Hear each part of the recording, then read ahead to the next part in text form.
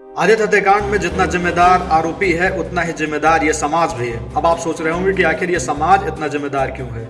क्या आपने कभी इस पहलू पे नजर दिया कि आदित्य हत्याकांड में जो हत्या हुई है उसका कहीं ना कहीं एक आरोपी समाज भी है। अब आप सोच रहे होंगे कैसे। अब मैं आपको बताता हूँ कि आखिर कैसे। दरअसल जिस तरीके से इस बात का खुलासा किया गया है कि जो हत्या हुआ है वो कहीं ना कहीं बदनामी के डर से हुई है। अब ये बदनामी करता कौन है? ये बदनामी यही समाज करता है। कोई प्रेमी अगर प्रेमिका के घर मिलने जाता है तो उसका पिता अगर उसे देख लेता है तो क्या उसे मौत के घाट उतार देना चाहिए? इस मामले में खुलासा हुआ है वो यही दिखाता है कि जो समाज है उसका डर कहीं ना कहीं इस हत्या को कराने में सबसे बड़ा मुख्य कारण है।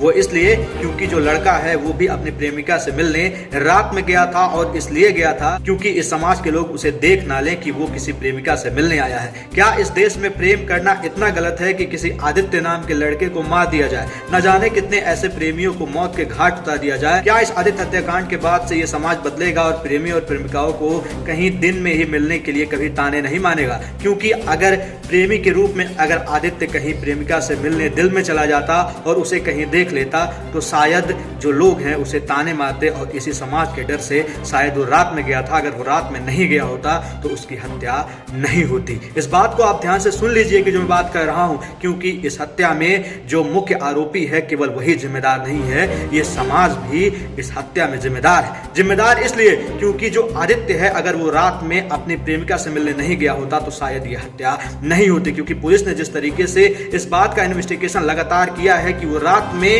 प्रेमिका से मिलने गया था, घर वालों से इस बात का बहाना बना के गया था कि अब मैं पार्टी में जा रहा हूं, जिसके बाद से दूसरे दिन उसकी डेड बॉडी मिली, उसका लाश मिलता है और जिसके बाद से पूरे जिले में, खासतौर पे महाराजगंज जिले में और पूरे यूपी में इस बात की सनसनीखेज खबर फैलती है कि एक युवा जो रात में कहीं गया हुआ था पार्टी में और उसकी मौत हो गई। जिसके बाद लगातार ये जो वीडियोज हैं जो उसके घर से आ रहे थे वो लगातार वायरल हो रहे थे। उसके घर वाले की जो चीख पुकार थी, जो रोने का सिलसिला था वो लगातार वायरल हो रहा था कि एक जो लड़का है वो अपने घर से निकला था, आखिर उसकी हत्या कैसे हो गई, वो मर कैसे जाता है। जिसके बाद से पुलिस आती है और लगातार डॉग स्क्वाड और तमाम जो जांच एजेंसियां हैं वो आती हैं और जो है लगातार जो है जांच किया जाता है। जिसके बाद से अब बीते दिन जिस तरीके से मुख्य आरोपी को आरोपित करते हुए उसे जेल भेजने की जो बात वो कही गई है और जेल भी भेजा गया है, उसको लेकर कहीं ना कहीं अब जो है लोगों को कहीं कहीं राहत मिलता हुआ नजर आ रहा है। लेकिन इस बात को आप ध्यान से सुन लीजिए कि अगर वो लड़का रात में मिलने ना गया होता तो ये हत्या नहीं हुई होती।